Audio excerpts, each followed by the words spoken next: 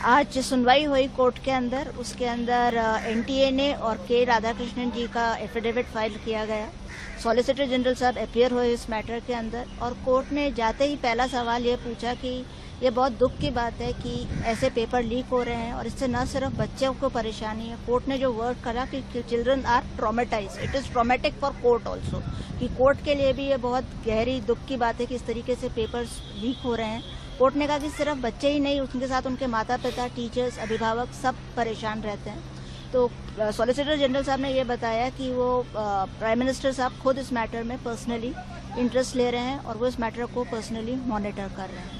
उसके बाद कोर्ट ने राधाकृष्णन कमेटी के चेयरमैन राधाकृष्णन साहब से पूछा कि आपने क्या रिकमेंडेशन दी थी नीट 24 जब पेपर लीक हुआ था। उन्होंने कहा हमने 105 रिकमेंडेशन दी हैं और करीब करीब सारी उसी के अंदर मान्य हो गई हैं। बट जो सबसे शॉकिंग चीज़ आई वो ये थी कि नीट के अंदर जब उन्होंने पूछा एनटीए के पास स्टाफ कितना है, कुछ अकाउंटेबिलिटी है, कुछ कंटिन्यूटी है, तो उन्होंने बताया कि हमारे पास करीब 25 लोग हैं। हमारी मीटिंग ऑनलाइन होती है, ऑफलाइन होती है, पर एक कंटिन्यूटी नहीं है। तो कोर्ट ने कहा कि जब भी हम कुछ करें, हमें आज की तारीख में जो भी परेशानी है उसका कारण है एडहॉकिज्म, कि आपने एक कमेटी बना दी और उसके हाथ गल रहे। मैं यूनाइटेड डॉक्टर्स फ्रंट की तरफ से अपीयर हुई थी और हमारी भी यही प्रेयर थी कि एक जो एनटीए है ये एक सोसाइटी रजिस्टर्ड है, सोसाइटी रजिस्ट्रेशन एक्ट के अंदर, इसको एक स्टैट्यूटरी बॉडी होनी चाहिए जो पार्लियामेंट के एक्ट से बने, ताकि आप अकाउंटेबिलिटी फिक्स कर सकें, आपके पास एक प्रॉपर स्टाफ हो, आपके पास एक प्रॉपर वर्किंग कंडीशन हो।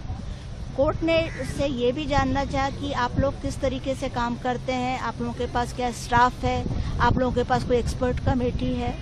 सो यही अल्टीमेटली होना चाहिए कि एनटीए जैसी जो भी बॉडी हो उसके अंदर एक स्टैट्यूटरी बॉडी होनी चाहिए। चाहे आप, उन्होंने यूपीएससी का एग्जाम्पल दे के बताया और कोर्ट ने कहा कि दिस इज नॉट बियॉन्ड अस। इसका मतलब ये है कि हम इस चीज़ को रेक्टिफाई कर सकते हैं, हम इसका सोल्यूशन प्राप्त कर सकते हैं, जबकि हम इतने बड़े बड़े एग्जाम कराते हैं, यूपीएससी एग्जाम कराता है, ऐसा कोई केस नहीं आया कि आपका पेपर लीक हुआ।